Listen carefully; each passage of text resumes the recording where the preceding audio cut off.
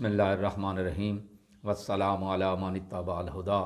ہدایت کی اتباع کرنے والوں کو راحت دو جہاں چینل کی طرف سے سلام عرض ہے۔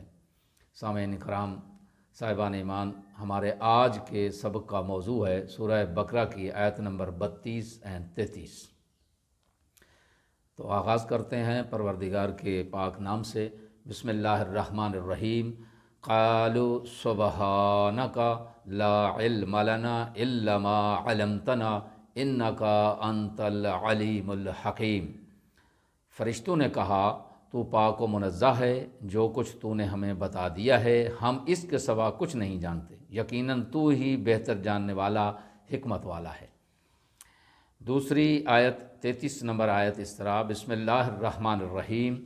قال یا آدم انبئہم باسمائہم فلما انباہم باسمائہم قال الم اقل لکم انی عالم غیب السماوات والارض وعالم ما تبدون وما کنتم تکتمون۔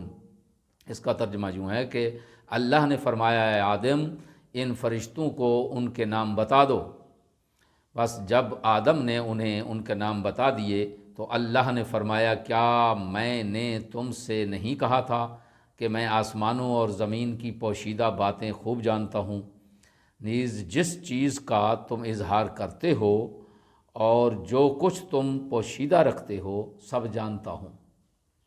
یہ تھا ان آیات کا ترجمہ۔ ابھی ان کی مختصر سی تفسیر۔ فرشتوں نے اپنی عاجزی اور لا علمی کا اظہار کیا اور ضمناً آدم کی فضیلت کا اقرار بھی کیا۔ چنانچہ جواب میں بولے کہ سبحانہ کا، یہ توبہ اور استغفار کا مقام ہے، تو ہر اس چیز سے پاک و منزہ ہے جو کبھی ہے نامناسب اور عدل کے خلاف ہو۔ لا علم لنا الا ما علمتنا، ہمیں کوئی علم نہیں ہے سوائے اس کے جو علم تیری ذات نے ہمیں سکھایا ہے۔ یوں اپنی کم مائگی کا اعتراف بھی کیا۔ پروردگار نے فرمایا قال یا آدم انبئہم باسمائہم، کہ اے آدم ان کو ان کے نام بتا دو۔ چنانچہ حضرت آدم علیہ السلام نے فرشتوں کو ان کے نام بتا دیے اور استاد ملائکہ ثابت ہوئے، کیونکہ فرشتوں کو یہ نام یا یہ پوشیدہ راز خداوند عالم نے خود نہیں سکھائے، بلکہ حضرت آدم علیہ السلام نے بحکم خدا یہ نام انہیں سکھا دیے۔ یہاں سے خلافت الہیہ کے فرائض کا آغاز ہوا اور یہ رسالت تعلیم ملائکہ سے شروع ہوئی۔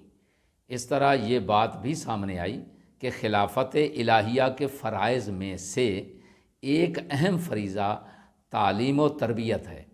نیز یہ نقطہ بھی واضح ہوا کہ خلافت الہیہ کے شعبہ تعلیم و تربیت کا دائرہ انسان، جنات اور ملائکہ تک کو شامل ہے۔ ان آیات میں بیان ہونے والے اہم نکات کی تعداد 4 ہے۔ پہلا جو اس میں نقطہ ہے وہ یہی ہے کہ اللہ کے خلیفہ کا علم فرشتوں کے علم سے زیادہ ہوتا ہے، بلکہ وہ فرشتوں کا معلم ہوتا ہے۔ اور دوسرا نقطہ اس میں ہے کہ تسبیح و تقدیس توبہ و استغفار کے لیے کلیدی حیثیت رکھتی ہے۔ تیسرا نقطہ جو اس میں ہے وہ ہے تعلیم و تربیت خلافت الہیہ کی بنیادی ذمہ داریوں میں سے ایک ہے۔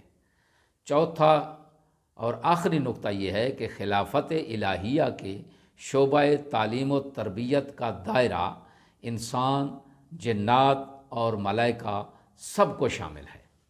خداوند عالم ہمیں اس میں تدبر اور تأمل کرنے کی توفیق عطا فرمائے۔ وما علینا الا البلاغ المبین۔